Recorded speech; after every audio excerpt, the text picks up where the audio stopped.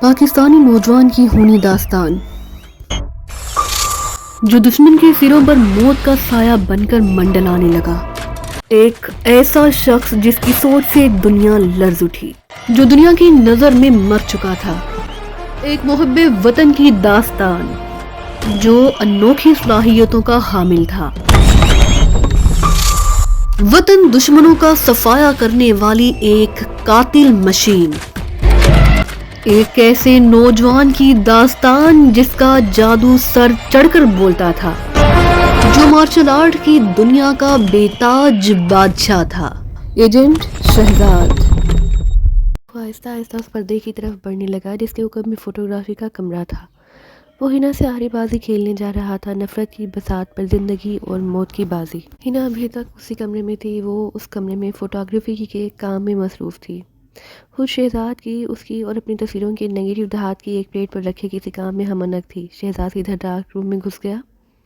آہٹ سن کر ہنا نے پیچھے دیکھا۔ شہزاد پر نگاہ پڑتے ہی اس کی آنکھیں پھیل گئیں۔ اس کی آنکھوں میں دہشت اتر آئی تھی اور اس کا منہ حیرت کی زیادتی سے کھلا کا کھلا رہ گیا تھا۔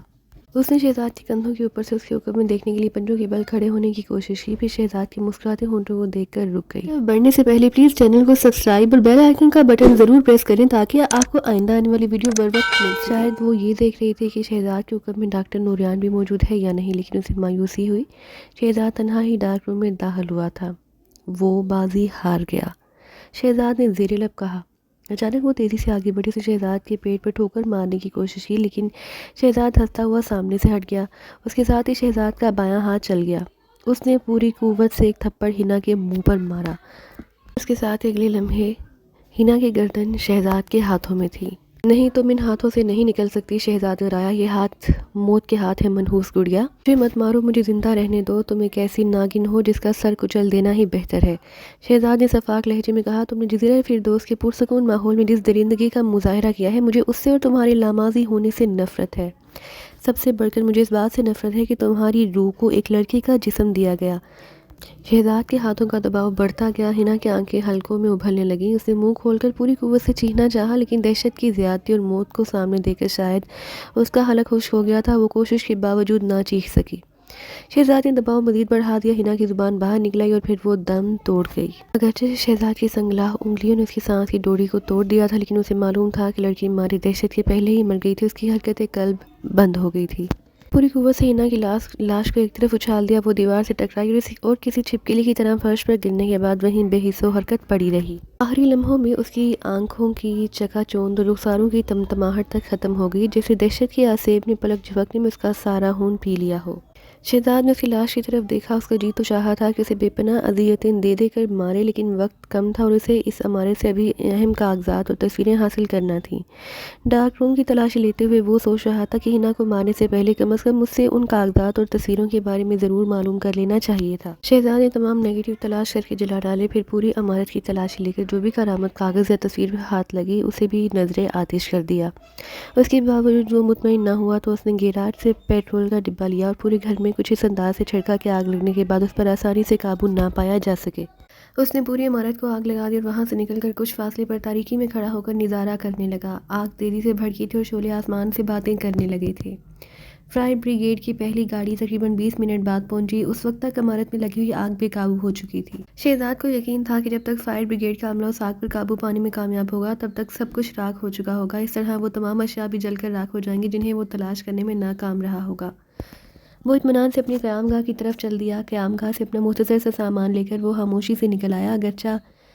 اگرچہ ڈاکٹر نوریان کے گھر میں بھڑکتے ہوئے شعلوں کی وجہ سے تھنکر سوام میں کہرام مچ گیا ہوگا، لیکن شہزاد کے مطابق اب وہاں سکون کا دور دورہ تھا۔ اگر ڈاکٹر نوریان کی لگائی ہوئی آگ بھڑک اٹھتی تو شاید یہ پورا ملک ہی راکھ کا ڈھیر بن گیا ہوتا۔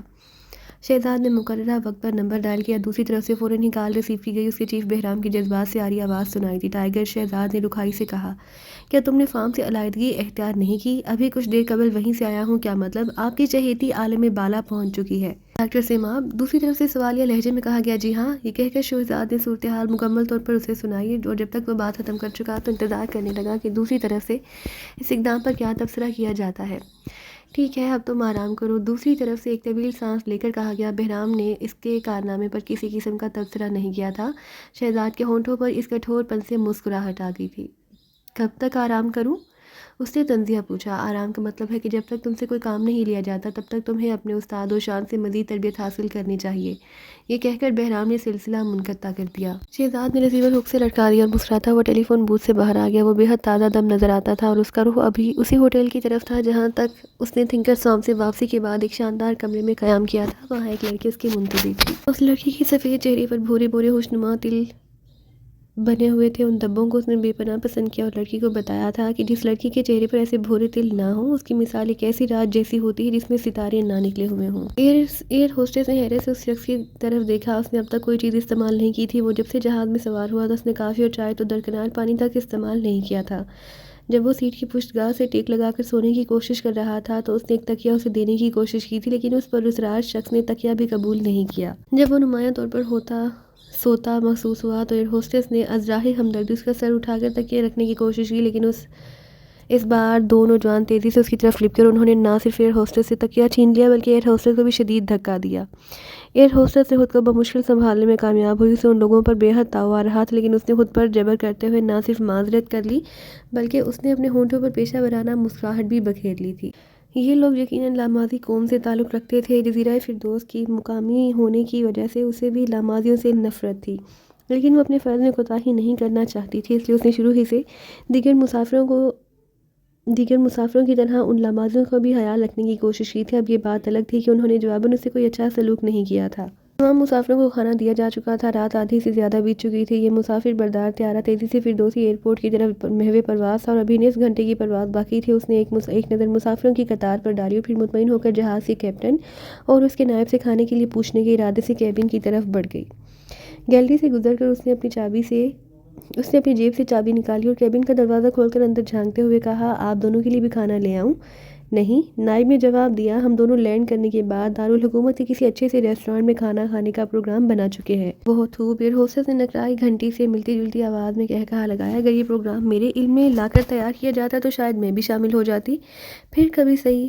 نائب نے مسکرا کر کہا، تم ٹھیک تو ہو اور جہاز میں سب خیریت سے ہیں؟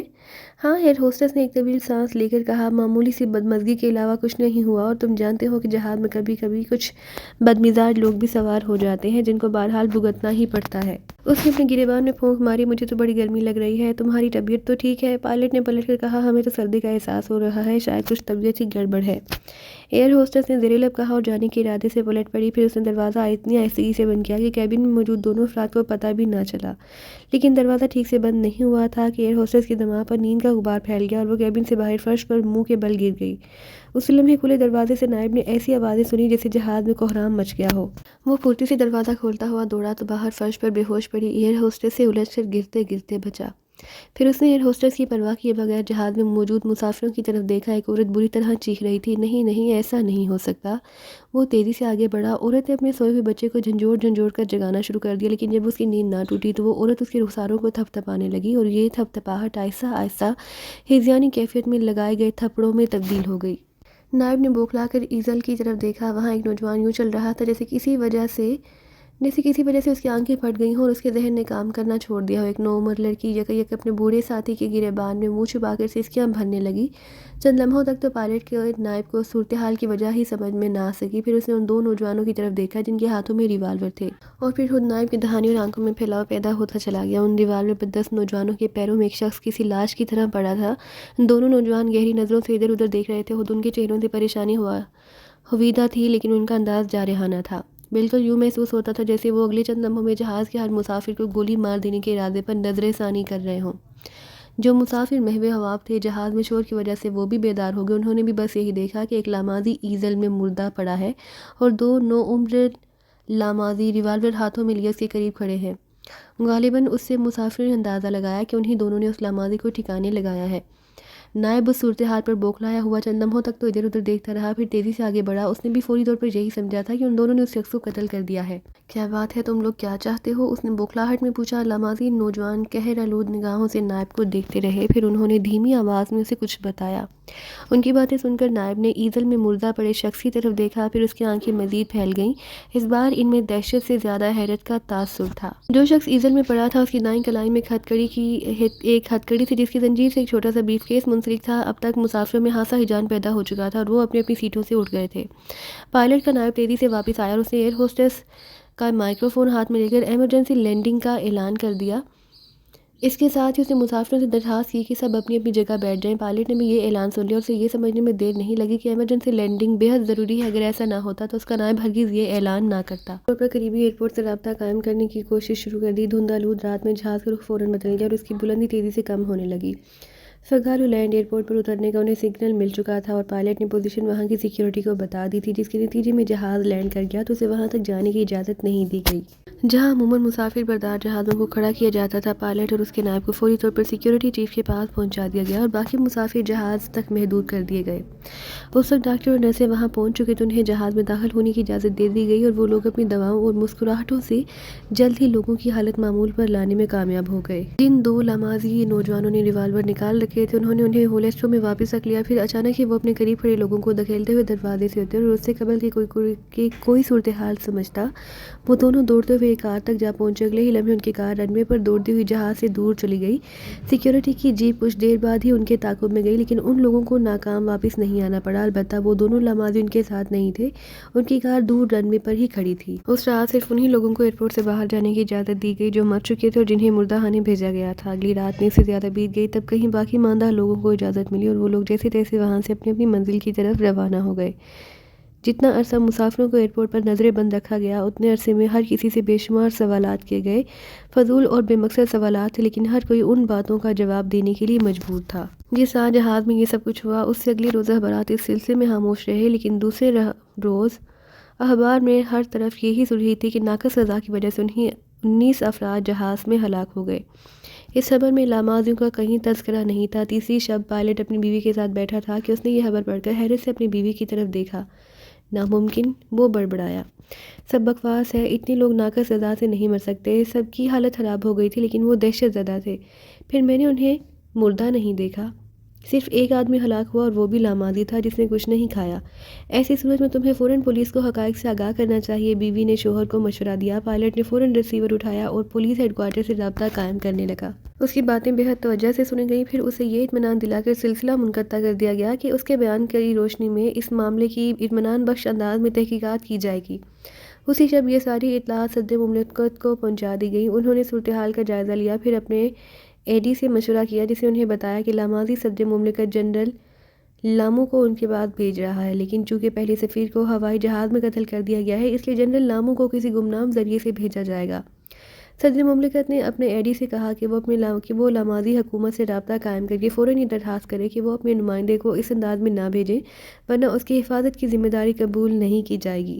جہاں تک میرا تعلق ہے جناب، ایڈی نے مسکراتے ہوئے کہا، جنرل لامو کی آمد میرے لیے بے حد پرمسرت ہے۔ بہرحال کسی پراسرار ذریعے سے ان کی آمد ہمارے لیے پریشانی کا باعث بھی بن سکتی ہے۔ صدر مملکت نے چند لمحوں تک غور کرنے کے بعد ایڈی کو جانے کا اشارہ کیا، پھر تفکر آمیز انداز میں اس فون کو گھورنے لگے جس پر کسی نہایت ہی اہم معاملے میں فلکرافٹ کے چیف بہرام سے مدد لی جا سکتی تھی۔ کچھ روز گزر جانے کے بعد وہ اس نتیجے پر پہنچے کہ انہیں اس سلسلے میں بہرحال فلکرافٹ کے چیف سے مدد لینی ہی پڑے گی۔ انہوں نے ریسیور اٹھا لیا اور اس فون پر رابطہ قائم کرنے کے لیے کوئی ڈائل نہیں تھا، لیکن ایک ہی لمحے میں بہرام سے ان کا رابطہ قائم ہو گیا اور وہ سرگوشیوں میں اس سے باتیں کرنے لگے۔ گولیوں کے دھماکے کسی کو سنائی نہیں دیے۔ یہ دن کا معروف ترین وقت تھا اور ہر شخص اپنے اپنے کام میں مگن تھا۔ سیاہ رنگ کی وہ لیموسین گاڑی اچانک ہی دارالحکومت کی ایک سڑک پر نمودار ہوئی۔ اس کی کھڑکیوں پر پردے پڑے تھے۔ اچانک یہ گاڑی ایک جگہ گھومی، پھر ایک کھمبے سے ٹکرا گئی۔ حادثے کے وقت کسی کو فوری طور پر معلوم نہ ہو سکا کہ ڈرائیور کے ساتھ کیا بیت رہی ہے۔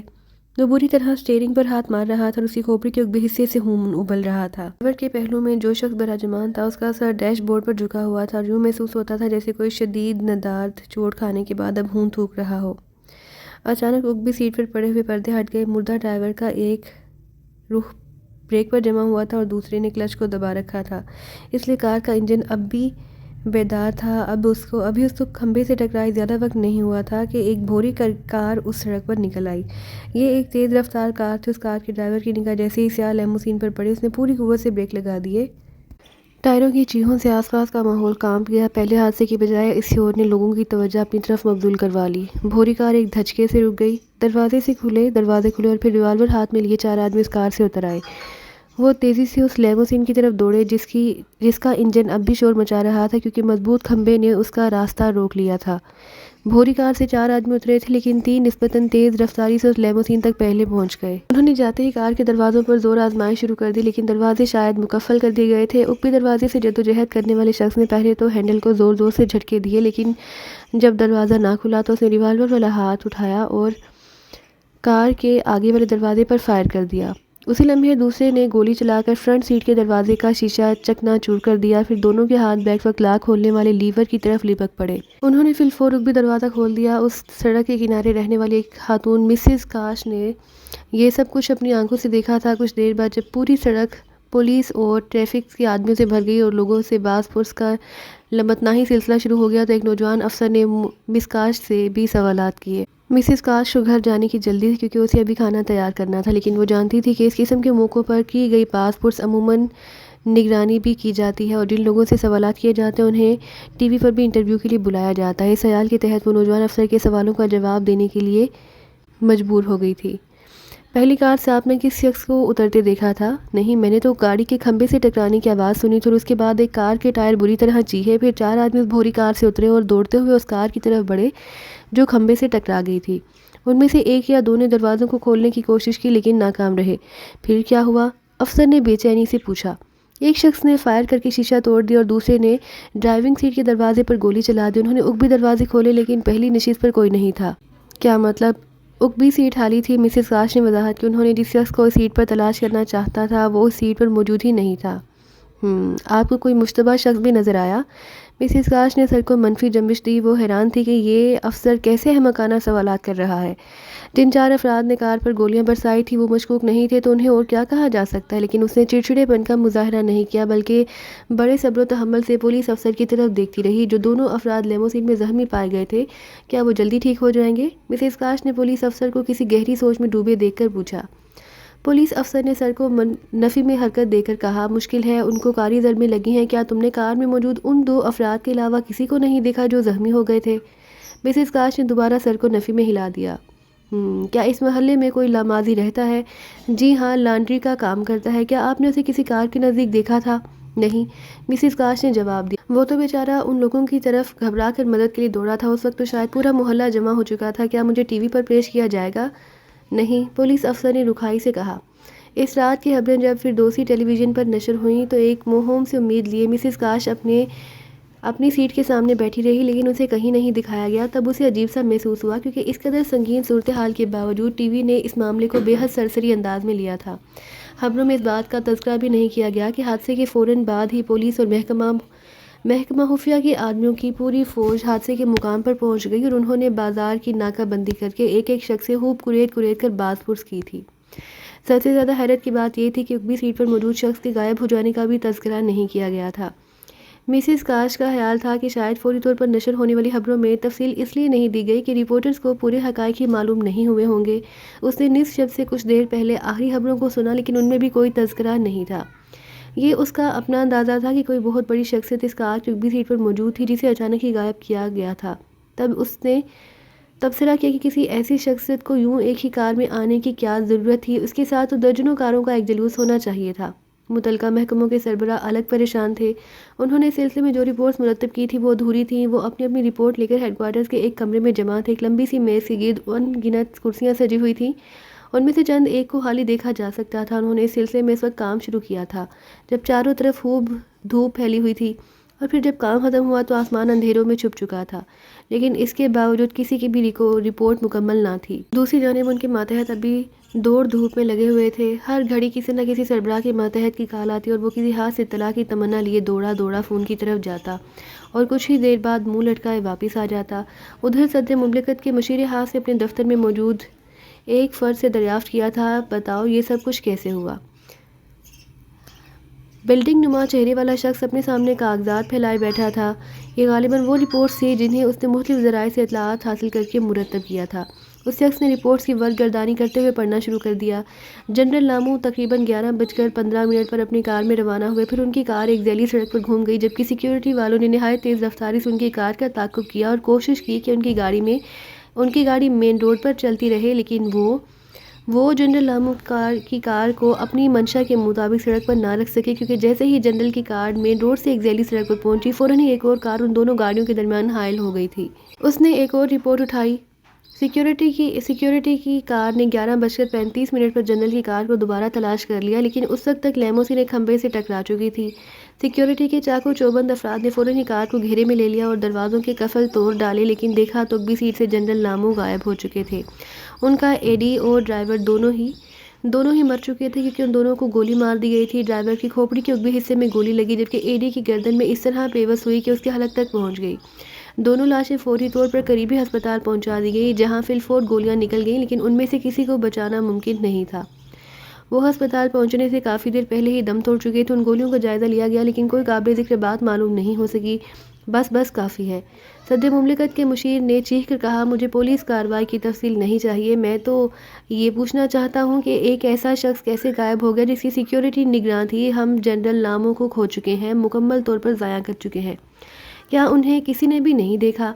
जिन लोगों ने जनरल को अगवा किया है, क्या उन्हें भी किसी ने नहीं देखा? तुम्हारी सिक्योरिटी उनकी गाड़ी से आखिर कितने फासले पर थी कि वो लोग किसी को देखने में कामयाब ही ना हो सके? 20 गज के करीब फासला रहा होगा जनाब। गोया दोनों कारों के दरमियान सिर्फ एक और कार थी। जी हाँ, वो कार जहाँ गायब हो गई। सदर मुमलिकत के मशीर ने ये बात मेज़ पर घोंसा मारते हुए पूछी। इस कार में कौन सवार था? क्या सिक्योरिटी वाले उन लोगों को भी देखने में कामयाब नहीं हुए? नहीं जनाब। और किसी को गोलियों के धमाके भी सुनाई नहीं दिए? नहीं जनाब। और इसके बाद सिक्योरिटी जनरल लामू की कार तक पहुंच गई, जहां उन लोगों ने ड्राइवर और जनरल के एडी को मुर्दा हालत में या दम तोड़ते हुए पाया। यही बात है ना? जी हाँ, बुलडाग नुमा चेहरे वाला शख्स बोला। उफ, कितनी हैरत अंगेज़ वारदात है। बहरहाल मैं इस सिलसिले में ज़्यादा से ज़्यादा काम चाहता हूँ। मुझे यकीन है कि तुम्हें एहसास होगा कि ये कितना अहम मामला है। बुलडाग नुमा चेहरे वाले शख्स खामोश रहा। सदर मुमलिकत के मशीर हास ने एक अधेड़ उम्र के शख्स की तरफ देखा, जिसने अब तक ज़ुबान से लफ्ज़ नहीं कहा था, अलबत्ता वो लिखता ज़रूर जा रहा था।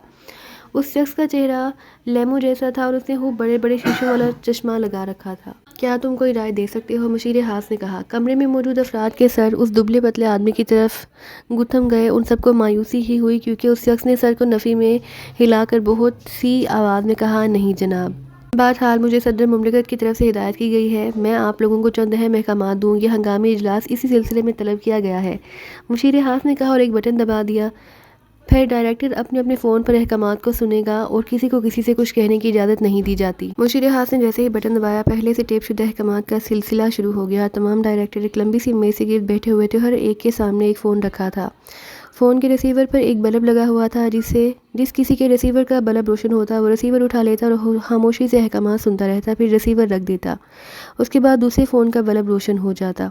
बारी बारी हर डायरेक्टर ने फ़ोन पर अहकामात सुन लिए, लेकिन लेमो जैसे चेहरे वाले शख्स के सामने रखे फ़ोन का बल्ब रोशन नहीं हुआ। कुछ देर बाद वो मेज़ से उठा और एक दरवाजे से दाखिल होकर डायरेक्टर्स की निगाहों से ओझल हो गया। वो जिस कमरे में दाखिल हुआ था उसमें मध्यम रोशनी का बल्ब लगा हुआ था और हर एक लंबी चौड़ी मेज़ के पीछे जज़ीरा फिरदौस की सदर मुमलिकत तशरीफ़ फरमा थे। लेमो जैसे चेहरे वाले शख्स ने चश्मा उतारा और एक कुर्सी पर थके थके से अंदाज में ढेर हो गया। क्या रहा? सदर मुमलिकत की आवाज़ धीमी लेकिन तफक्कुर आमेज़ थी। मुझे ये मामला अब भी बेतरतीब लग रहा है जनाब आली। बहराम ने अपने लेमो जैसे चेहरे पर दोनों हाथ फेरते हुए कहा। बहरहाल मुझे यकीन है कि कॉन्फ्रेंस में मौजूद एक शख्स की आंखों में मेरे लिए शनासाई के तासुरात मौजूद थे। मैं इसीलिए जहां नहीं आना चाहता था। हमारा वजूद इसी वक्त तक हुकूमत के लिए कारआमद और बरकरार है जब तक कोई हमारे बारे में नहीं जानता। मेरा ख्याल है कि वो शख्स आपके नाम तक से भी वाकिफ़ नहीं होगा। बात नहीं है जनाब, बहराम ने तशवीश से कहा। बहरहाल मैं देखूंगा कि इस सिलसिले में क्या किया जा सकता है। मुझे अब जाने की इजाज़त दीजिए मिस्टर बहराम। लामाजियों के साथ हमारे ताल्लुकात दुरुस्त होने की जो सूरत सामने आई है, मैं उससे इस्तिफ़ादा करना चाहता हूँ, लेकिन दो हादसात ऐसे हो गए हैं जिनका अजाला बेहद मुश्किल होगा। यही वजह है कि मैंने ज़ाती तौर पर आपको ज़हमत दी है। फिर यह हमारे दो मुल्कों का नहीं, अमन आलम का मसला है। आपने दुरुस्त फरमाया, लेकिन जनाब मेरे ज़िम्मे जज़ीरा फिरदौस की हुकूमत का तहफ़्फ़ुज़ है। बाकी कामों के लिए आपके पास हवाई, बर्री और बहरी ताकतें मौजूद हैं। पुलिस और सीक्रेट सर्विस के महकमे भी काम कर रहे हैं, लेकिन मिस्टर बहराम ये सब नाकाम हो चुके हैं। ऐसी हालत में आप मेरे महकमे से किसी कामयाबी की तवक्का कैसे कर सकते हैं जनाब? बहराम ने हैरत से कहा। वो एक शख्स मिस्टर बहराम। सदर मुमलिकत ने जुमला अधूरा छोड़ दिया। بہرام نے اس بات کا کوئی جواب نہ دیا۔ ہماری لاماضی حکومت سے بات چیت ہو گئی ہے، ہمیں جنرل ناموں کو ایک ہفتے کے اندر اندر بہرحال ہر حال میں تلاش کرنا ہے، ورنہ لاماضی صدر کا دورہ منسوخ ہو جائے گا اور صورتحال ناگوار سے ناگوار تر ہوتی جائے گی۔ صدر مملکت نے زور دے کر کہا، لیکن اس سلسلے میں ٹائیگر کیا کر سکتا ہے؟ وہ ایک بہترین باڈی گارڈ کا فرض ادا کر سکتا ہے۔ آپ جانتے ہیں کہ سیکیورٹی فورس اس سلسلے میں ناکام ہو چکی ہے۔ یہ کہنا گستاخی ہوگا جناب، لیکن معاملہ کچھ ایسا ہی ہے جیسے گھوڑا گھر سے بھاگ جائے تو ٹوٹے پھوٹے دروازے پر دنیا کا سب سے اچھا تالا منگوا کر لگا دیا جائے۔ یہ بات نہیں ہے، اسے جنرل لاموں کی تلاش کے کام میں دوسروں کے ساتھ شامل ہو جانا چاہیے۔ ہمیں ہر حال میں 7 روز کے اندر اندر جنرل لاموں کو تلاش کرنا ہے۔ صدر مملکت کا لہجہ بھاری اور تحکمانہ ہو گیا۔ بہرام خاموش ہو گیا۔ وہ انہیں کیسے سمجھاتا کہ ٹائیگر کوئی ایسا آدمی نہیں جسے جب اور جس کام پر چاہے لگا دیا جائے۔ وہ ایک قیمتی آدمی ہے، اسے چھوٹے موٹے کاموں پر لگا کر تیزی سے خرچ نہیں کرنا چاہیے، اور پھر ٹائیگر تاحال زیر تربیت ہے۔ اسے سکون سے اپنی تربیت مکمل کرنے کا موقع بھی نہیں مل پا رہا، اس طرح وہ کسی وقت بھی ضائع ہو سکتا ہے۔ بہرام کو صدر مملکت کی پریشانیوں کا بھی احساس تھا، اسے موقع کی نزاکت کا بھی خیال تھا، لیکن ٹائیگر کے علاوہ باقی سب لوگ آخرکار کر کیا رہے ہیں؟ وہ سوچ رہا تھا کہ اگر صدر مملکت اسی طرح ذرا سی پریشانیوں میں مبتلا ہو کر ٹائیگر کا استعمال کرتے رہے تو جزیرہ فردوس کی انتظامیہ ہی ناکارہ ہو کر رہ جائے گی۔ اس لیے وہ دل ہی دل میں فیصلہ کر چکا تھا کہ ٹائیگر کو اس کام میں استعمال کرنے کی اجازت نہیں دے گا۔ آپ نے میری بات کا جواب نہیں دیا مسٹر بہرام۔ مجھے افسوس ہے جناب، کیا میں اسے واضح انکار سمجھوں؟ مجھے افسوس ہے جناب، بہرام نے دوبارہ کہا۔ میں جزیرہ فردوس کی صدر کی حیثیت سے پوچھتا ہوں، اس کے باوجود مجھے افسوس ہے جناب، ٹائیگر کو اس انداز میں استعمال کرنے کی اجازت نہیں دی جا سکتی۔ ملاقات کا بہت بہت شکریہ مسٹر بہرام۔ صدر مملکت کی آواز بھاری اور لہجہ سخت تھا۔ خدا حافظ، اور ہاں، مجھے افسوس ہے کہ اب تم اپنے عہدے پر قائم نہیں رہ سکو گے۔ خدا حافظ جناب، بہرام نے اٹھتے ہوئے کہا۔ ٹائیگر تو میرے عہدے بلکہ آپ کے عہدے سے بھی زیادہ قیمتی ہے، وہ قوم کی امانت ہے، میں اسے یوں خرچ نہیں کر سکتا۔ صدر مملکت کی بھویں تن گئیں اور ان کی پریشانی پر گہری سلوٹیں پیدا ہو گئیں۔ وہ اس بات کی توقع کر رہے تھے کہ اپنے عہدے کو خطرے میں دیکھ کر بہرام اپنا فیصلہ بدلنے پر مجبور ہو جائے گا۔ کیا میں آپ کو سوچنے کے لیے کچھ مہلت دے دوں مسٹر بہرام؟ 1000 سال کی مہلت کے بعد بھی میرا جواب یہی ہوگا۔ آخر آپ سمجھتے کیوں نہیں کہ ہم اسے اپنی قوم ہی کے لیے استعمال کرنا چاہتے ہیں؟ صدر مملکت کے لہجے میں جھلاہٹ تھی۔ میں آپ کو یقین دلاتا ہوں مسٹر بہرام کہ اگر 7ویں روز جنرل دستیاب نہ ہوئے تو 8ویں دن آپ سب مجھ سے محروم ہو جائیں گے۔ بہرام کا ہاتھ دروازے کے لٹو پر جم گیا۔ اس نے پلٹ کر صدر مملکت کی طرف دیکھا۔ کیا آپ کی طرف سے خودکشی کی دھمکی ہے جناب؟ اس نے سرد لہجے میں پوچھا۔ پہلی بار بہرام قدرے جذباتی نظر آ رہا تھا۔ نہیں، صدر مملکت بھی اس کے اس انداز سے متاثر ہوئے بغیر نہ رہ سکے، بلکہ مجھے دھمکی مل چکی ہے۔ اوہ، بہرام نے ایک طویل سانس لے کر کہا اور آہستہ آہستہ چلتا ہوا دوبارہ اپنی کرسی پر بیٹھ گیا۔ ایسی صورت میں کچھ سوچنے پر مجبور ہوں۔ صدر مملکت چند لمحوں تک اسے دیکھتے رہے۔ کیا میں وہ پروگرام پیش کروں جسے میں نے تیار کیا ہے؟ ممکن ہے اسے پڑھنے کے بعد آپ میرے موقف کو اچھی طرح سمجھ جائیں۔ انہوں نے ایک فائل بہرام کی طرف بڑھا دی۔ میں ایک اور بات بھی معلوم کرنا چاہتا ہوں مسٹر بہرام، انہوں نے قدرے نرم لہجے میں کہا، لیکن میں ٹائیگر کو اپنی مرضی سے استعمال نہیں کر سکتا۔ ٹائیگر کوئی مشین نہیں جناب، وہ ایک انسان ہے، اور ایسا انسان جسے پورے ملک کے انسانوں میں سے خاص طور پر خاص حالات میں منتخب کیا گیا ہے۔ اسے دنیا کی سب سے مہنگی ترین تربیت دی جا رہی ہے۔ ابھی وہ مکمل نہیں ہوا، لیکن اس کی بے مثال کارکردگی سے متاثر ہو کر اسے ٹائیگر کا ٹائٹل پہلے ہی دے دیا گیا ہے۔ مجھے سابق پریزیڈنٹ نے بتایا تھا کہ اس ٹائٹل کا مطلب ہے اسے قتل کرنے کا سرکاری اجازت نامہ دے دیا جائے گا۔ جی ہاں، بہرام نے کہا، اس کا مطلب ہے وہ جب وہ جسے بھی چاہے گا اسے قتل کر سکے گا، اور اس سلسلے میں ٹائیگر سے کوئی باز پرس نہیں کر سکے گا۔ جی ہاں، بہرام نے ٹھوس لہجے میں جواب دیا۔ کیا وہ اقتدار حاصل کرنے کی کوشش نہیں کر سکتا؟ اس کا انتہا پورے ملک کی آبادی سے کیا گیا ہے جناب، بہرام نے وضاحت کی۔ اس ہتھیار سے وہ پہلے ہی سے صاحب اقتدار ہو گیا ہے، لیکن ٹائیگر کے سلسلے میں مادی فوائد کو ذہن میں نہ رکھا جائے تو بہتر ہے۔ وہ ایسی باتوں سے بہت بلند ہستی ثابت ہوگا۔ اس کی تربیت کب تک مکمل ہو سکے گی؟ ابھی کچھ وقت لگے گا۔ کیا میں اس سے مل سکتا ہوں؟ نہیں جناب، اس سے آپ کی ملاقات ممکن نہیں۔ صدر مملکت نے اس بات میں سر ہلا دیا۔ بعض اوقات صدر مملکت کی حیثیت سے خود پر قابو رکھنا بے حد مشکل ہو جاتا ہے مسٹر بہرام۔ بہرام نے چونک کر صدر مملکت کی طرف دیکھا۔ وہ بے حد سنجیدہ اور پریشان نظر آ رہے تھے۔ اسی سے اندازہ لگا لیں کہ ٹائیگر کی حیثیت سے جو شخص خود پر قابو رکھے ہوئے ہے وہ کیا چیز ہوگا۔ مجھے اندازہ ہے، صدر مملکت نے مسکرا کر کہا۔ بہرحال اس معاملے کو ریکارڈ میں نہیں لیا جائے گا، اور اس کے بعد اسے کبھی استعمال نہیں کروں گا۔ اسے استعمال کرنے کی ضرورت نہیں پڑے گی جناب، بہرام نے بڑے فخر سے بتایا۔ وہ کسی خودکار مشین کی طرح وقت پڑنے پر خود ہی کام کرنے لگے گا۔ ذرا اسے مکمل تو ہو لینے دیجیے۔ بہرحال میں اس سے بات کرتا ہوں، لیکن اسے ایک عام باڈی گارڈ کی حیثیت سے سامنے لانا خطرناک ہے۔ فرض کیجیے کہ کوئی اس کی آواز ہی پہچان لیتا ہے۔ میرا مطلب ہے اس وقت کی آواز جب وہ زندہ تھا اس سے آپ کا کیا مطلب ہے؟ صدر مملکت چونک پڑے اور بہرام کو ایسی نظروں سے دیکھنے لگے جیسے انہیں اپنی سماعت پر یقین نہ آ رہا ہو۔ بہرام چند لمحوں تک سوچتا رہا، پھر اس نے مسکرا کر صدر مملکت کی طرف دیکھا اور دروازہ کھول کر باہر آ گیا۔ آتے وقت اس نے صرف یہی کہا تھا، خدا حافظ جناب۔ شہزاد نے ایک طویل سانس لی اور ٹیلی فون کی طرف دیکھنے لگا۔ اس فون کی گھنٹی بجنے کا مطلب اسے اچھی طرح معلوم تھا۔ وہ دنیا بھر میں بالکل تنہا آدمی تھا، سب سے الگ تھلگ، لیکن سب کے درمیان زندہ تھا۔ اس کا تعلق اگر کسی تنظیم سے ہوتا بھی تھا تو بس چند گھنٹوں یا چند دنوں کا، اس کے بعد پھر وہی تنہائی اور جسمانی مشقیں۔ اس کا تعلق صرف بہرام سے تھا اور یہ سب تعلق سب سے زیادہ عرصے سے چلا آ رہا تھا۔ شہزاد جانتا تھا کہ یہ کال اگر براہ راست بہرام کی نہ ہوئی تو اس کے ان گنت ماتحتوں میں سے کسی ایک کی ہوگی۔ اسے تھنکر سوام والے معاملے کو نمٹائے ایک ہفتے سے زیادہ ہو گیا تھا اور اس ایک ہفتے میں اوشان نے اسے تھکا مارا تھا، لیکن اپنے اس استاد کا شہزاد کے دل میں رفتہ رفتہ بے حد احترام پیدا ہو گیا، اس لیے اسے اوشان کے بارے میں سوچتے وقت تھکن بھول ہی جاتی تھی۔ ابھی وہ سیاہ ستیلی بادے کی ڈوریاں ہی باندھ رہا تھا کہ فون کی گھنٹی بجنے لگی۔ اس نے گزشتہ ایک ہفتے سے اخبار کا بڑی باریک بینی سے مطالعہ کیا تھا اور فلکرافٹ کی طرف سے اس کے لیے کوئی ہدایت شائع نہیں ہوئی تھی، لیکن اب فون کی گھنٹی بج رہی تھی، جس کا مطلب تھا کہ کوئی اہم معاملہ پھر سامنے آ رہا ہے۔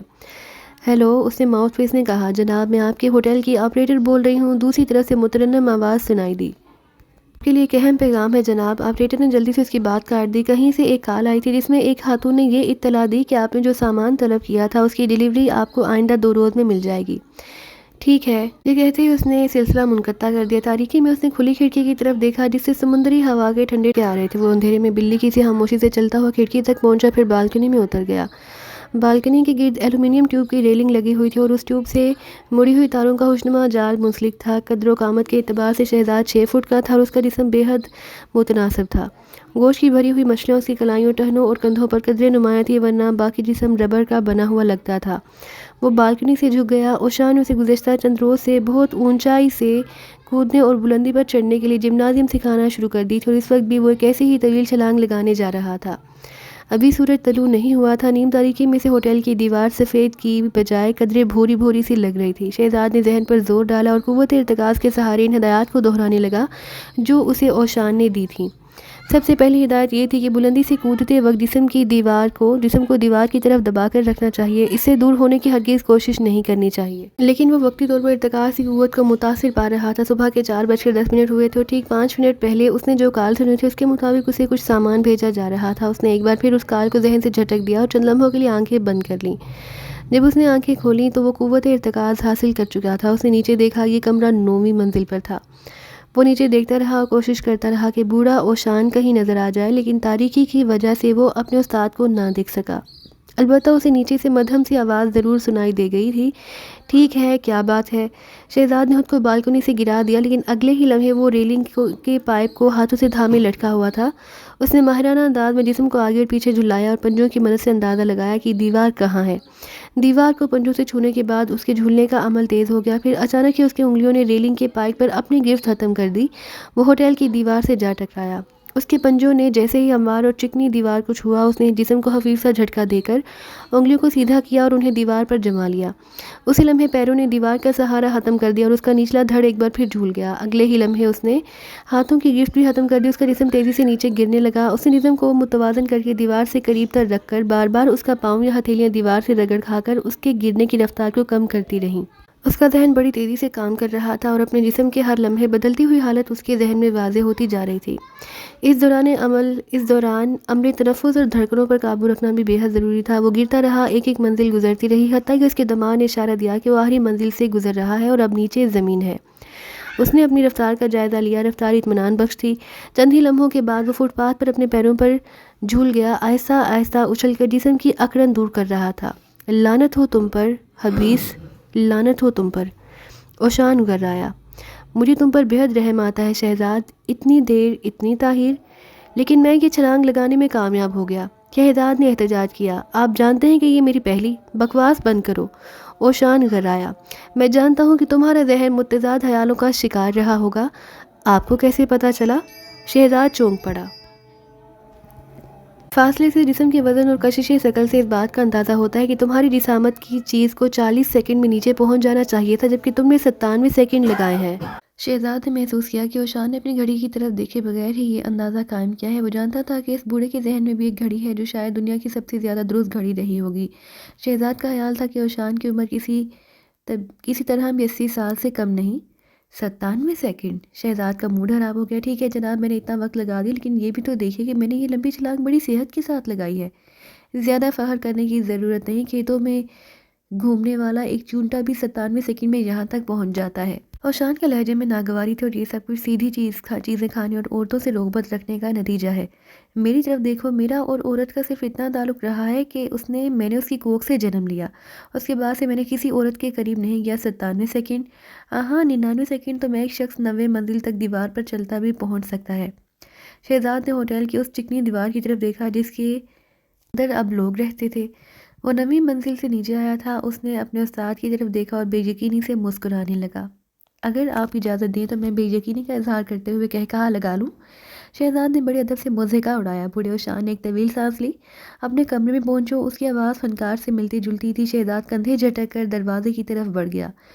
اس نے دروازہ کھول کر ہوٹل کے عقبی حصے کی طرف دیکھا جہاں اس کا بوڑھا استاد اوشان کھڑا تھا۔ اسی لمحے اسے یوں لگا جیسے اوشان بھورا لبادہ فضا میں معلق ہو گیا ہو۔ شہزاد بے یقینی سے سر ہلانے لگا۔ اس دیوار پر چلتے ہوئے اس کے اوپر چڑھنا ناممکن ہے، اس نے سوچا، اور تیزی سے لفٹ کی طرف بڑھ گیا۔ لفٹ کا بٹن دبایا لیکن لفٹ 12ویں منزل پر گئی ہوئی تھی۔ اس نے ایک بار پھر بٹن دبایا لیکن پلیٹ پر 12 کا ہندسہ ہی روشن رہا۔ وہ تیزی سے زینے کی طرف دوڑا۔ اس نے اپنے استاد کو 30 سیکنڈ کی مہلت دے دی تھی۔ اپنی پوری قوت صرف کرتا ہوا وہ چڑھتا رہا۔ اس کے پیروں سے ذرا بھی آواز پیدا نہیں ہو رہی تھی۔ اگر اسے اس وقت کوئی دیکھ لیتا تو شاید مارے خوف کے بے ہوش ہی ہو جاتا۔ اپنے دروازے کو دھکیل کر وہ کمرے میں داخل ہوا۔ وہ بری طرح ہانپ رہا تھا۔ اس نے آنکھیں بند کر رکھی تھی۔ بس یہی خیال ذہن میں چکرا رہا تھا کہ اوشان بار بار دیوار پر چڑھنے کی کوشش کر رہا ہوگا اور پھسل جاتا ہوگا۔ وہ کوئی آواز سننے کی کوشش کرنے لگا، کہیں یہ بوڑھا گر کر اپنی ہڈیاں نہ توڑوا بیٹھا ہو۔ اس خیال کے تحت اس نے بالکنی سے جھانکنے کے ارادے سے آگے بڑھنے کی کوشش کی اور آنکھیں کھول دیں۔ تب اسے ٹھٹک جانا پڑا۔ سامنے اوشان کھڑا اسے کڑے تیوروں سے گھور رہا تھا۔ 83 سیکنڈ! وہ گرایا، تم اتنے بلندی سے کودنے میں کیا کمال دکھاؤ گے جبکہ تم نے سیڑھیاں چڑھنے میں 83 سیکنڈ لگا دیے ہیں؟ میں لفٹ کا انتظار کرتا رہا، وہ ہکلا گیا۔ اوشان دنیا کی واحد ہستی تھی جس کے سامنے وہ نہ صرف گھبراتا تھا بلکہ اس کی وہ دل سے عزت بھی کرتا تھا۔ جھوٹ سے انسانی قوت متاثر ہوتی ہے، اوشان نے مسکرا کر کہا۔ اس کی آنکھوں سے یکایک شفقت جھلکنے لگی۔ لفٹ میں سفر کرنے سے تو کوئی اتنا نہیں تھکتا جتنے تم اس وقت نظر آ رہے ہو۔ شہزاد نے سر جھکا لیا۔ اوشان کچھ دیر تو اس کی طرف دیکھتا رہا، پھر وہ خاموشی سے باتھ روم کی طرف بڑھ گیا۔ اس نے وہاں سے ٹیشو پیپر کا رول اٹھایا اور اس کے بل کھولنے لگا۔ جب اس کے ہاتھ میں کافی کاغذ آ گیا تو اس نے اسے دونوں ہاتھوں کی مدد سے نرم گولے کی شکل دے دی۔ شہزاد خاموش کھڑا اسے دیکھتا رہا۔ اوشان نے پانی کا ایک گلاس لیا اور اس کاغذی گولے کو پانی سے بھگونے لگا۔ یہ کاغذی گولا لے کر وہ بستر پر بیٹھ گیا۔ مشق کا آغاز کرو، اس نے تحکمانہ لہجے میں کہا۔ شہزاد اس کے سامنے فرش پر بیٹھ گیا۔ جانوروں کی اس قسم کی مشق کرنے کی ضرورت نہیں پڑتی کیونکہ وہ انسانوں جیسے کھانے نہیں کھاتے۔ یہی وجہ ہے کہ ان سے جن کمالات کی توقع کی جاتی ہے وہ ان پر پورے اترتے ہیں۔ جب انسان جبلت سے محروم ہو جاتا ہے تو صرف مشق ہی سے اس کا حصول ممکن ہوتا ہے۔ اوشان نے ٹیشو پیپر کو احتیاط سے کھولنا شروع کر دیا۔ اس نے کاغذ کی پٹی اس طویل کمرے میں فرش پر بچھا دی۔ شہزاد سمجھ گیا کہ اسے اس پٹی پر دوڑنا پڑے گا۔ یہ مشق وہ پہلے بھی کر چکا تھا لیکن شاید اوشان اسے بعض مشقوں کا اعادہ کروانا چاہتا تھا۔ اسے اس کاغذی پٹی پر اس طرح دوڑنا تھا کہ ٹیشو پیپر اس کے پیروں سے پھٹنے نہ پائے۔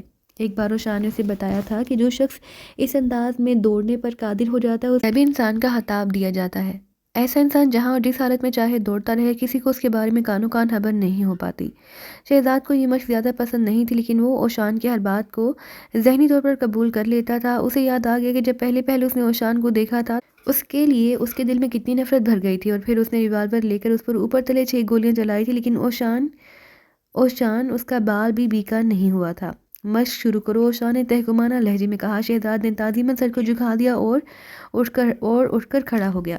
اگلے ہی لمحے وہ ٹیشو پیپر پر چل رہا تھا اور اوشان کی کڑی نگاہ اس کے ایک ایک قدم کا جائزہ لے رہی تھی۔ باہر آہستہ آہستہ تاریکی ختم ہونے لگی اور سویرا جھانکنے لگا تھا۔ شہزاد نے اپنے کلائی گھڑی پر وقت دیکھا۔ رات کے 9 بجے تھے۔ وہ جزیرہ فردوس کے دارالحکومت کی ایک روشن سڑک پر کار سے اترا اور ایک شاندار کیسینو کی طرف بڑھ رہا تھا۔ اس نے 45 منٹ قبل گھڑی دیکھی تھی اور اس کے بعد وقت کی رفتار کا حساب ذہن میں رکھتے ہوئے سے ٹھیک اسی وقت گھڑی پر نگاہ ڈالی تھی جب اس کی ذہنی گھڑی نے 9 بجنے کا اعلان کیا تھا۔ اس نے وقت کا صحیح تعین کیا تھا۔ اوشان واقعی غیر معمولی صلاحیتوں کا مالک تھا۔ گزشتہ چند روز سے شہزاد نے اس کی ہدایات پر سختی سے عمل کرتے ہوئے خوب محنت کی تھی اور ہر مشق میں کامیاب رہا تھا۔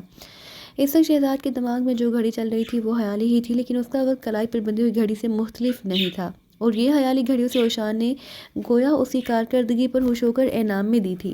اس کی تکنیک شہزاد کے لیے پیچیدہ ثابت نہ ہوئی، کیونکہ ذہن کو پرسکون رکھنے اور باتوں کو ایک مخصوص انداز میں ذہن نشین کرنے کی مشقیں اوشان نے اسے بہت پہلے سے کروا دی تھی۔ گزشتہ روز بہرام نے بذات خود اس سے فون پر رابطہ قائم کیا اور اسی کے سونے میں ملاقات طے تھی۔ شہزاد حیران تھا کہ اس قسم کا براہ راست رابطہ قائم کرنے کی آخر کیوں ضرورت پیش آئی، جبکہ اسے ایک روز قبل فون پر یہ پیغام مل چکا تھا کہ اس کا کچھ سامان 2 دن بعد اسے ملنے والا ہے۔ اگرچہ دوسرے کال میں بہرام نے صرف اتنا ہی کہا تھا کہ شہزاد تمہاری والدہ وہاں ٹھیک 9 بجے تمہارا انتظار کریں گی، اس سے مل لو کیونکہ اس کے پاس وقت بہت کم ہے۔ شہزاد نے پیغام سمجھ لیا اور اس کے فوراً بعد ہی سلسلہ بھی منقطع ہو گیا۔ صبح سے شہزاد اس سامان کی راہ دیکھ رہا تھا جس کے بارے میں اسے 2 روز قبل اطلاع دی گئی تھی، لیکن رات کے 8:30 بجے تک کوئی سامان اسے نہیں ملا۔ وہ اپنے ہوٹل سے چل دیا کیونکہ ٹھیک 9 بجے اسے کیسینو پہنچنا تھا۔ وہ سوچ رہا تھا بہرام جو کہ بذات خود اس سے مل رہا ہے، اس لیے وہ سامان روک دیا گیا تھا۔ اس سامان میں بھی کسی نئے کام کی تفصیلات کے علاوہ کیا رہا ہوگا؟ حال میں داخل ہونے کے بعد اس نے ادھر ادھر دیکھا لیکن بہرام کہیں دکھائی نہ دیا۔ کچھ سوچنے کے بعد وہ اس سمت میں بڑھ گیا جہاں چھوٹے موٹے داؤ لگانے کے لیے مشینیں نصب تھیں۔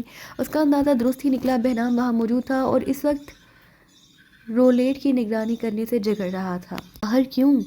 داؤ تو معمولی سکوں سے بھی لگایا جا سکتا ہے۔ بہرام کی آواز شہزاد کے کانوں تک پہنچی۔ تم کسی کو بڑے بڑے نوٹ داؤ پر لگانے کے لیے مجبور کیسے کر سکتے ہو؟ نگران شاید زچ ہو گیا، اس نے ہتھیار ڈالتے ہوئے کہا۔ ٹھیک ہے جناب، آپ چاہیں تو کوڑیوں کے بھی داؤ لگا سکتے ہیں۔ بہرام نے جیب سے ایک معمولی سا سکہ نکالا، اسی لمحے شہزاد اس کی پشت پر پہنچ گیا۔ بہرام رولٹ کی طرف متوجہ تھا، شہزاد کی نگاہ گھومتی ہوئی سوئی پر جم گئی اور اس کی ذہنی گھڑی کی سوئیاں بھی اسی تیزی سے گھومنے لگیں۔ پھر اس نے اپنی ذہنی گھڑیوں کی سوئیوں کو بھی اسی مناسبت سے مزید تیز چلایا اور بالآخر انہیں روک دیا۔ 13 اس نے کہا اور نوٹوں کی گڈی نکال کر ساری ہی رقم داؤ پر لگا دی۔ بہرام اس کی آواز سن کر چونک پڑا، اس نے پلٹ کے شہزاد کی طرف دیکھا، پھر حیرت سے اس نوٹوں کی گڈی کو گھورنے لگا۔ رولیٹ کی سوئی ٹھیک 13 کے ہندسے پر رکی تھی۔ بہرام نے جو معمولی سکہ داؤ پر لگایا تھا وہ اسے ہار گیا، البتہ رولٹ کا نگران بھوکھلاہٹ میں وہ رقم گن رہا تھا جو اسے شہزاد کو دینی تھی۔ 10,000 کے نوٹ تھے، اس نے اتنی ہی رقم اسے دے دی۔ آؤ چل کر کافی پئیں، بہرام نے ناگواری سے کہا۔ شہزاد نے 10,000 کی جیتی ہوئی رقم سے 100 کا ایک نوٹ اٹھایا اور بطور ٹپ رولٹ کے نگران کو تھما دیا۔ اس پر بھی بہرام کی حالت دیکھنے والی ہو گئی تھی۔ شہزاد اس کی اس کمزوری سے آگاہ تھا۔ بڑا آدمی ہونے اور اربوں کا مالک ہونے کے باوجود بہرام کی فطرت میں تھا کہ وہ بے جا اخراجات کو پسند نہیں کرتا تھا۔ تم اسے کوئی چھوٹا نوٹ بھی دے سکتے تھے، رولٹ کے پاس ہٹنے کے بعد بہرام نے سخت لہجے میں کہا۔ جیت کا مال تھا جناب، شہزاد نے معنی انداز میں مسکراتے ہوئے کہا۔ کیا فرق پڑتا ہے؟ وہ ایک میز پر بیٹھ گئے۔ کافی کا آرڈر دے دیا گیا۔ برا کیوں مانتے ہو؟ شہزاد کے ہونٹوں پر مسکراہٹ برقرار رہی۔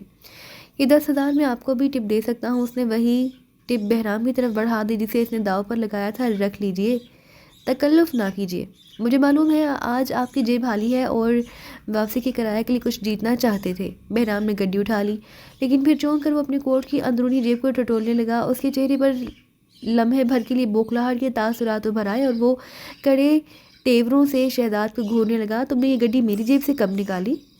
جب آپ انتہائی کنجوسی سے ایک سکہ داؤ پر لگا رہے تھے۔ اوہ، بہرام نے کھسیا کر کہا، میرا خیال ہے تم جیب تراشی کی ٹریننگ تو نہیں دی گئی تھی؟ جی ہاں، یہ فن میں نے اپنے شوق سے سیکھا ہے، شہزاد نے مسکرا کر کہا اور جیتی ہوئی رقم اطمینان سے اپنی جیب میں رکھ لی۔ پھر وہ بہرام کی طرف متوجہ ہوا جو اسے عجیب نظروں سے اپنی طرف دیکھ رہا تھا۔ شہزاد کا دل دھڑکنے لگا۔ ایسی شفیق اور محبت آمیز نگاہ سے بہرام نے اسے پہلے تو کبھی نہیں دیکھا تھا۔ اسے نگاہوں میں کسی ایسے باپ جیسے تاثرات دکھائی دیے جو اپنے بچے کی ذہانت آمیز شرارت پر نازاں ہوں، لیکن یہ تاثرات بہرام کی آنکھوں میں زیادہ دیر تک برقرار نہ رہے۔ اس کی آنکھیں فوراً ہی جذبات سے عاری ہو گئی تھیں۔ ٹائیگر، اس نے دھیمی لیکن کٹھور آواز میں کہا، غالباً تم حیران ہوگے کہ میں نے اچانک ہی براہ راست تم سے رابطہ قائم کرنے کی کوشش کیوں کی ہے۔ شاید آپ میں ممتا پیدا ہو گئی ہے۔ Shut up! آپ ہی نے تو کہا تھا کہ میری ماں یہاں مجھ سے ملاقات کرنا چاہتی ہے، میں سمجھا شاید آپ ہی۔ وہ بہرام کے کڑے تیور دیکھ کر جملہ ادھورا ہی چھوڑنے پر مجبور ہو گیا۔ جی ہاں، اس نے کچھ دیر بعد سنجیدگی سے کہا، میں واقعی حیران ہوں کہ آپ نے مجھ سے براہ راست رابطہ کیوں قائم کیا ہے۔ ہمارے پاس اس موضوع پر بحث کرنے کے لیے بھی وقت نہیں، بہرام نے کہا اور فوراً ہی احکامات دینے پر اتر آیا۔ مجھے یہ ملاقات ختم کرتے ہی چند گھنٹوں کے لیے دارالحکومت سے باہر جانا ہے اور میری فلائٹ میں زیادہ وقت نہیں۔ شہزاد خاموشی سے اس کی طرف دیکھتا رہا۔ تمہیں دارالحکومت کے ایئرپورٹ پر ایک لاماضی خاتون کے ساتھ جانا اور انداز ایسا ہوگا جیسے تم اس کے باڈی گارڈ ہو جسے مقامی حکومت نے بطور خاص خاتون کے ساتھ متعین کیا ہے۔ اس لامادی خاتون کے ساتھ تم جنرل لامو کو تلاش کرو گے، اس کام کے لیے ہمارے پاس صرف 6 روز باقی رہ گئے ہیں۔ جیسے ہی جنرل لامو تمہیں نظر آ جائیں ان کے ساتھ رہنا، حتیٰ کہ وہ دونوں خیریت سے اپنے وطن واپس پہنچ جائیں۔ تمہیں اس خاتون اور جنرل لامو کی زندگی کی حفاظت کرنا ہے۔ اور پھر کیا؟ بہرام نے بھویں اچکائیں۔ میرا اصل کام کیا ہوگا؟ شہزاد کے لہجے میں بھی حیرت تھی۔ یہی تمہارا اصل کام ہے، لیکن مجھے کسی باڈی گارڈ بننے کی تربیت نہیں دی گئی۔ شہزاد نے احتجاج کیا، یہ کام تو آپ کسی بھی پولیس مین سے لے سکتے ہیں، مجھے ان لامازوں کے چکر میں کیوں ڈالا جا رہا ہے؟ میں جانتا ہوں کہ تم اس کام کو کر سکتے ہو، لیکن مجھے اس کام کی ٹریننگ اور جیب تراشی کی تربیت تمہیں کس نے دی تھی؟ شہزاد ہونٹ بھینچ کر رہ گئے۔ کچھ دیر وہ بہرام کی آنکھوں میں دیکھتا رہا، پھر قدرے ترشی سے کہا، آپ ہی نے مجھے کہا تھا کہ عام قسم کے کاموں کے لیے نہیں، بلکہ مجھے یہ کام بھی اہم ہے بیٹے۔ اوہ، ہر کام اہم ہے؟ شہزاد بھرنا گیا، کیا اس شہر کی صفائی کوئی اہمیت نہیں رکھتی ہے؟ بہرام بڑبڑایا، تو پھر میرے ہاتھ میں جھاڑو تھما کر کسی سڑک پر کیوں نہیں چھوڑ دیا جاتا؟ بہرام کے ہونٹوں پر مسکراہٹ آ گئی، یوں محسوس ہوتا تھا جیسے وہ اپنی فطری سختی کو شہزاد پر استعمال کرتے ہوئے بے بسی خیال کرتا ہو۔ دراصل اس نے گھڑی پر نگاہ ڈالتے ہوئے کہا، بات یہ ہے کہ اب ہماری قوم امن کی شاہراہ پر پہنچ رہی ہے، لیکن مجھے استعمال کرنے کا یہ کوئی جواز نہیں، یہ فیصلہ ہم دونوں کا نہیں، بہرام نے کہا۔ شہزاد چونک پڑا۔ اس نے بہرام کے لہجے میں ہلکی سی بے بسی محسوس کر لی تھی، جس کا مطلب تھا کہ اس پر اوپر سے دباؤ ڈالا گیا ہے، اور یہ دباؤ صرف ایک ہی شخصیت ڈال سکتی تھی، صدر مملکت۔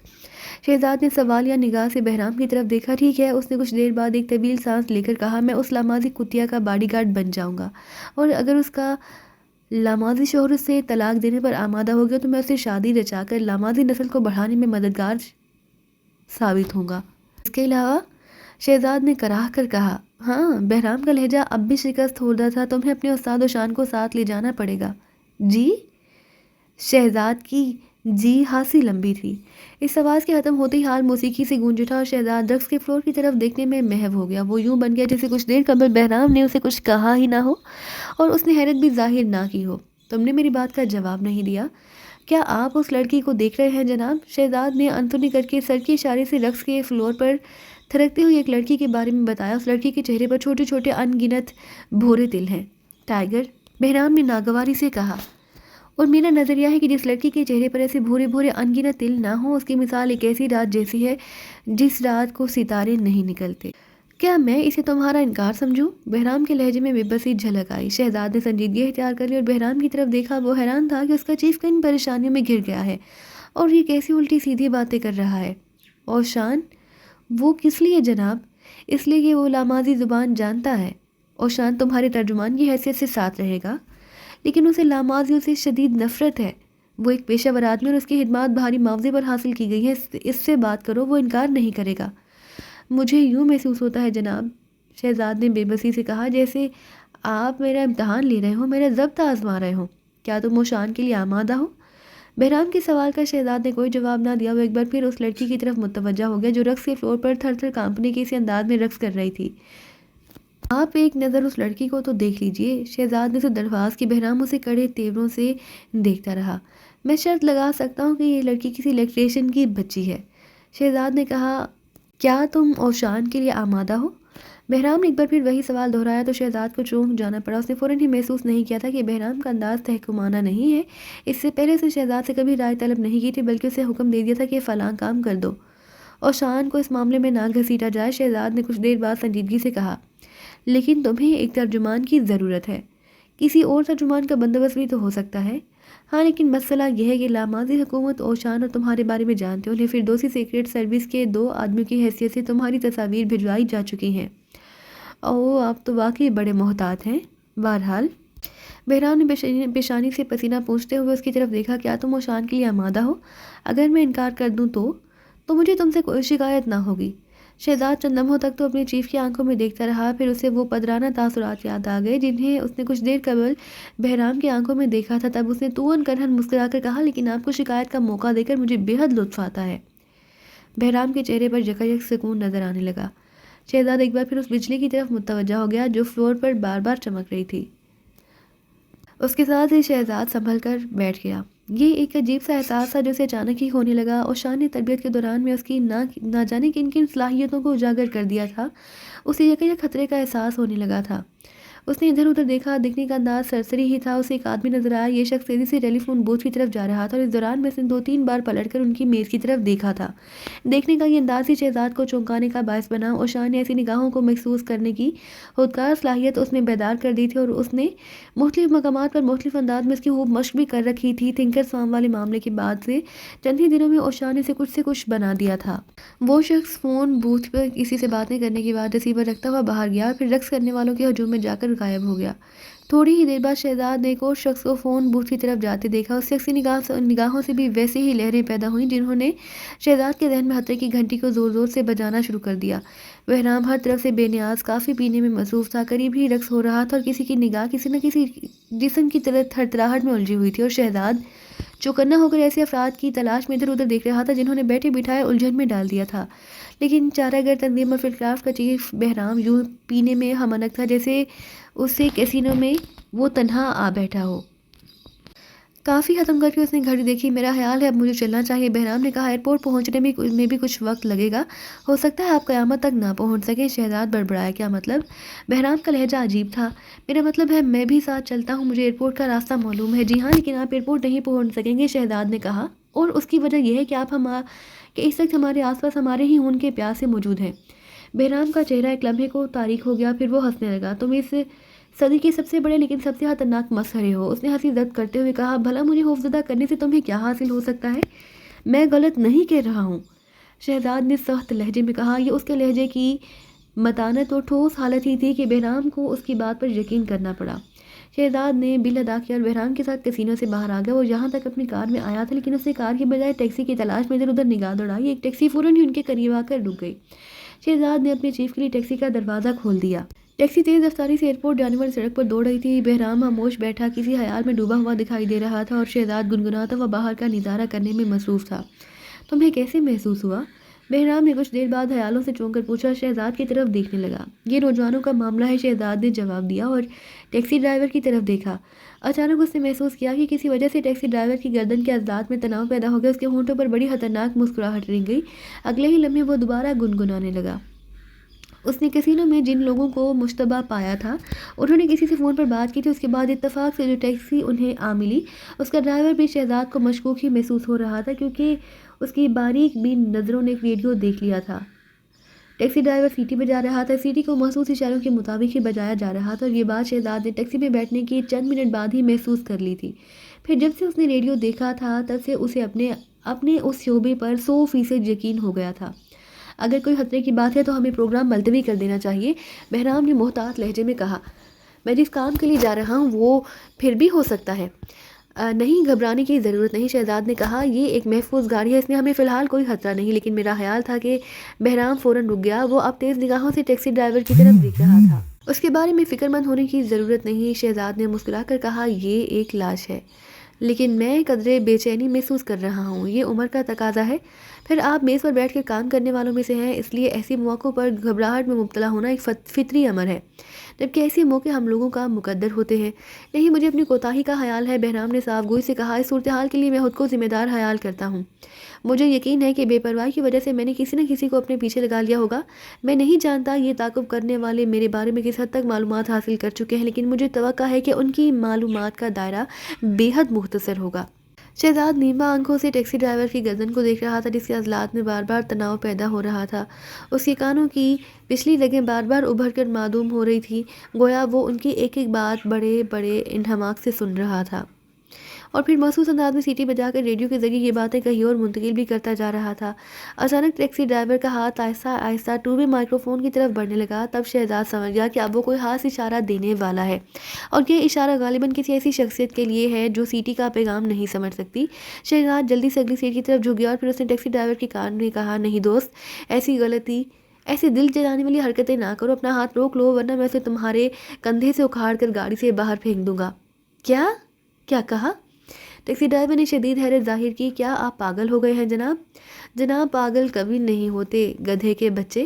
شہزاد نے اسی گردن پر انگلی کا خفیف سا دباؤ ڈالتے ہوئے کہا، لیکن میں اپنی ٹیکسی کمپنی کو اطلاع دینا چاہتا ہوں کہ مین روڈ سے گاڑی ہٹا کر ذیلی سڑک پر لے لو، شہزاد نے تہکمانہ لہجے میں کہا، اور مائکرو فون بند کر دو۔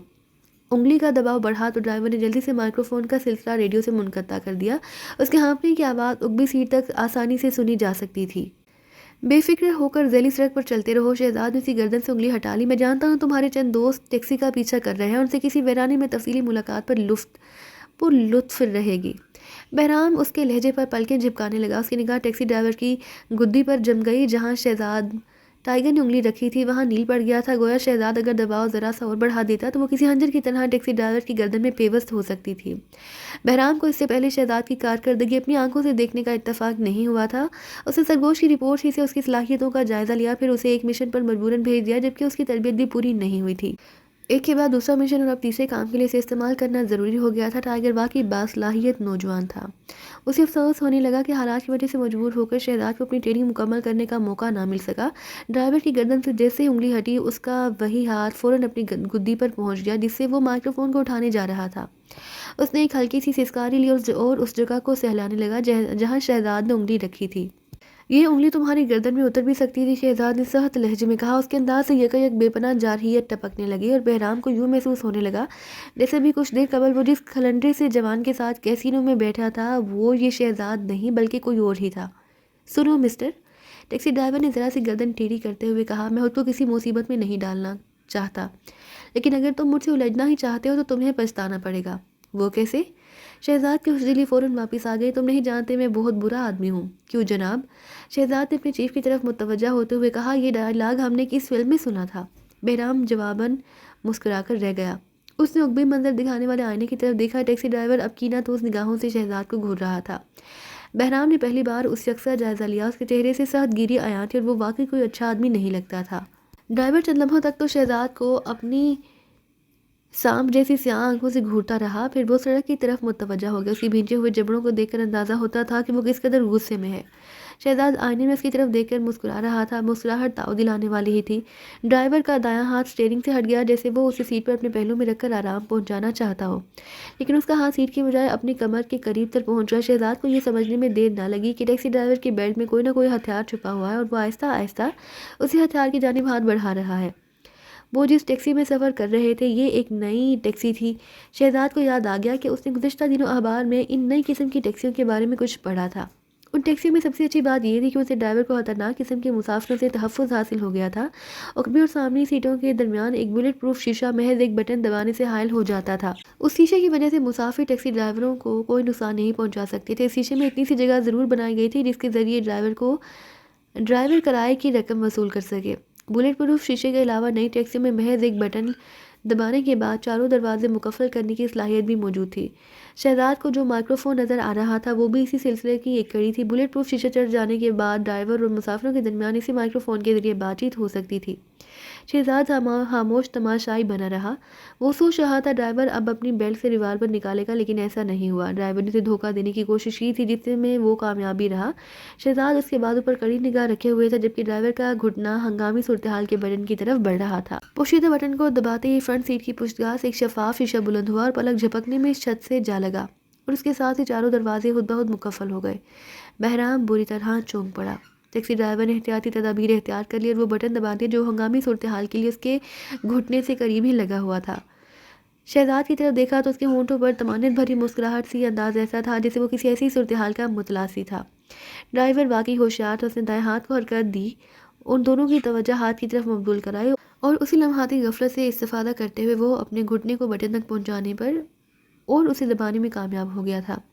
جیسے ہی بٹن دبا تھا عقبی حصے میں ہلکی سی سرسراہٹ سنائی دی۔ یہ غالباً اس میکینزم کی حرکت میں آنے کی آواز تھی جس کے فوری بعد ٹیکسی کے چاروں دروازے خود بخود مقفل ہو گئے اور فرنٹ سیٹ کی پشتگاہ سے ایک شفاف شیشہ بلند ہو کر چھت سے جا لگا۔ بہرام جانتا تھا کہ یہ بلٹ پروف شیشہ سے توڑنا ممکن نہیں، مضبوط ہاتھ بھی یہ شیشہ فولادی قوت کا تھا۔ شہزاد نے کار کی چھت کی طرف دیکھا اور اس کے ہونٹوں پر پھیلی ہوئی مسکراہٹ معنی خیز ہو گئی۔ اس بلٹ پروف شیشے میں ایک خاص سی بات تھی جس کی طرف غالباً اس سے پہلے کوئی متوجہ نہیں ہوا تھا۔ یہ شیشہ کار کی چھت میں لگی ہوئی ایک دھاتی نالی میں جا کر جم گیا تھا۔ ایلومینیم کی بنی ہوئی اس نالی کو ہٹانا شہزاد کی انگلیوں کے لیے کوئی مشکل کام نہیں تھا۔ بہرام حیران تھا کہ اس کا ٹائیگر اس تابوت سے کیسے چھٹکارا حاصل کرے گا جس میں وہ دونوں اس وقت قید ہو کر رہ گئے تھے۔ لیکن یہ دیکھ کر اس کی آنکھیں پھیل گئیں کہ شہزاد نے شیشے کی دھاتی فریم کو ایک جگہ سے پکڑ کر سیدھا کر دیا. پھر اس کی انگلیاں تیزی سے اس فریم کے ساتھ ساتھ حرکت کرنے لگی. اس نے پہلے بالائی حصے کی پٹی کو سیدھا کر کے ایک ہاتھ سے شیشے کو سہارا دیا اور پھر اسے انگلیوں پر سنبھالتے ہوئے دھاتی فریم سے نکال لیا. شیشے کو اپنے پیروں میں سیدھا کھڑا کرنے کے بعد وہ دوبارہ آگے جھکا اور نہایت پرسکون آواز میں بولا, سنو دوست, کیا تم بائیں ہاتھ سے اسٹیئرنگ سنبھال سکتے ہو؟ ٹیکسی ڈرائیور ان کو میکینزم کے ذریعے بند کرنے کے بعد مطمئن ہو گیا تھا اور اس وقت مائکرو فون پر کچھ کہنے ہی والا تھا کہ شہزاد کی آواز نے اسے چونکنے پر مجبور کر دیا. عقب نما آئینے میں لمحے بھر کو اس کی آنکھیں پھٹی پھٹی سی دکھائی دی, لیکن اگلے ہی لمحے وہ سنبھل چکا تھا. وہ واقعی بڑے دل گردے والا آدمی تھا. اس نے اس بات میں سر ہلاتے ہوئے شہزاد کی بات کا جواب دیا, ہاں کیوں نہیں, یہ دیکھو. اس نے بائیں ہاتھ سے اسٹیئرنگ سنبھال لیا, پھر اس کے دائیں ہاتھ نے تیزی سے حرکت کی. شہزاد نے دیکھا کہ اس نے دائیں ہاتھ میں ریوالور جکڑا ہوا تھا. یہ 0.38 کا بھارا سا لیکن خوفناک ریوالور تھا. بہرام اس منظر کو یوں دیکھ رہا تھا جیسے وہ کسی سینما ہال میں کسی فلم کا سنسنی خیز منظر دیکھ رہا ہو. بہت خوب, شہزاد نے ہنس کر کہا, اور اچانک ہی اس کے دونوں ہاتھ ٹیکسی ڈرائیور کے دائیں بازو کی طرف لپکے. اس کے دونوں انگوٹھے فوراً ہی بازو کے پرگوشت حصے پر محسوس انداز میں دباؤ ڈال رہے تھے. ٹیکسی ڈرائیور کا بازو ایک لمحے کے لیے اکڑ کر ڈھیلا پڑنے لگا. پہلے تو اس کے بازو کا کوہنی تک کا حصہ شل ہو گیا, پھر کلائی اور آخر میں ہاتھ بے جان ہونے لگا. ہاتھ کے بے جان ہوتے ہی انگلیوں کی گرفت ریوالور کے دستے پر برقرار نہ رہ سکی, اس لیے ریوالور اس کے ہاتھ سے نکل کر سیٹ پر بے آواز گر گیا اور مارے تکلیف کے اس کا چہرہ سرخ ہو گیا.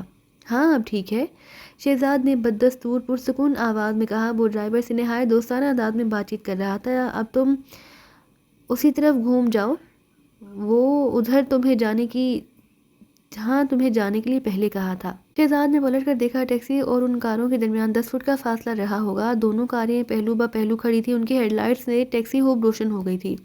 شہزاد نے اپنے چیف کا ہاتھ تھام کر نرمی سے دباتے ہوئے کہا, اس کو نیچے دکھا لیجیے جناب, اور ٹیکسی میں ہی بیٹھے رہیے, میری مدد کرنے کی کوشش نہ کیجیے گا. اس نے کار کا دروازہ غیر مقفل کیا اور نیچے اتر آیا. تعاقب میں آنے والی دونوں کاروں میں 8 افراد سوار تھے. وہ بھی اتر چکے تھے اور آہستہ آہستہ ٹیکسی کی طرف بڑھ رہے تھے. 4 ایک طرف سے اور 4 دوسری طرف سے شہزاد کی طرف آئے. جی تو دوستو, یہ تھی ہماری آج کی کہانی. امید کرتے ہیں کہ آپ کو یہ کہانی بے حد پسند آ رہی ہوگی. تو جانے سے پہلے ویڈیو کو لائک اور شیئر کرنا مت بھولیے, اور کمنٹ کر کے اپنی قیمتی رائے سے آغاز ضرور کیجیے. اللہ حافظ.